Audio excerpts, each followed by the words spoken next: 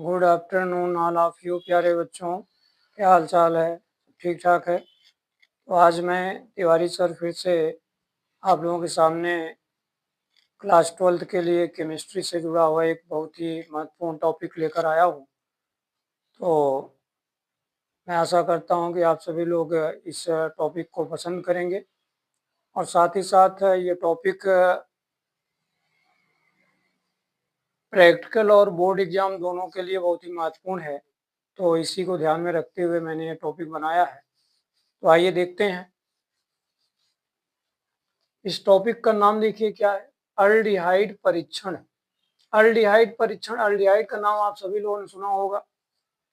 Aldehyde का सामान्य formula होता है RCHO।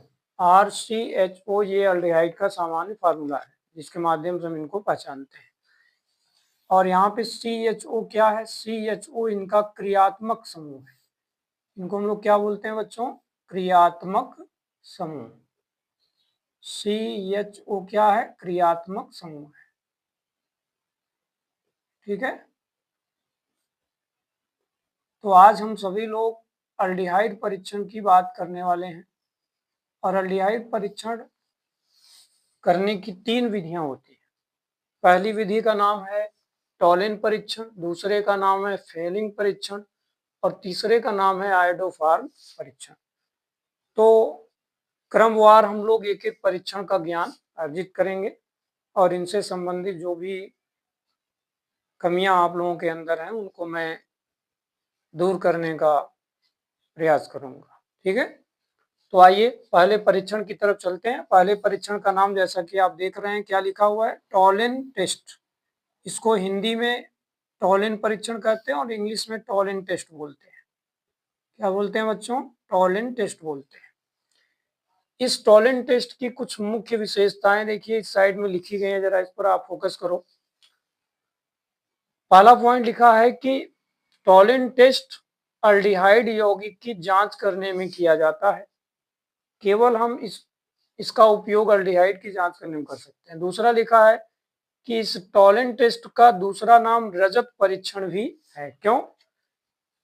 इसका उत्तर आपको नीचे मिल रहा है। नीचे लिखा हुआ है परीक्षण के अंत में परख नली सिल्वर जैसी दिखने लगती है। बच्चों कैसी दिखती है? सिल्वर जैसी। ठीक है। और सिल्वर को सामान्य भाषा में रजत कहा जाता है, इसीलिए इस परीक्षण का नाम साइंस के अंदर ज्यादातर रजत परीक्षण के रूप में भी प्रचलित है। तो हमें थोड़ा इस पर ध्यान रखना होगा। प्रैक्टिकल एग्जाम में जो एग्जामिनर साहब होते हैं वो आपके सामने रजत परीक्षण के रूप में नाम लेते हैं। ठीक है। तो यहाँ पर देखिए कुछ रासायनिक अवक्रिया में ही हम लोगों को विशेषकर कठिनाइयां हो रही हैं। तो थोड़ा रासायनिक अवक्रिया पर हम लोग फोकस करें कि इनकी रासायनिक अवक्रिया किस प्रकार की है। देखिए इस रासायनिक अवक्रिया में यहाँ पे लिखा हुआ है अल्डिहाइड, जिसका फार्मूला RCHO है, प्लस ये संकर आयन है। क्या है बच्चों? संकर आयन है। ये एक संकर आयन है। ठीक है। एक संकर आयन है और इस संकर आयन में जब प्रबल क्षार के रूप में किसी रासायनिक पदार्थ को मिला देते हैं तो इससे यह जो मिश्रण तैयार होता है इसको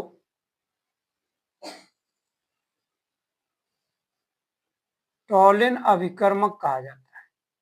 क्या कहते हैं बच्चों? टॉलिन अभिकर्मक कहते हैं। तो विशेषकर जो एग्जामिनर साहब हैं वो आपसे टॉलिन अभिकर्मक के बारे में भी प्रश्न करेंगे।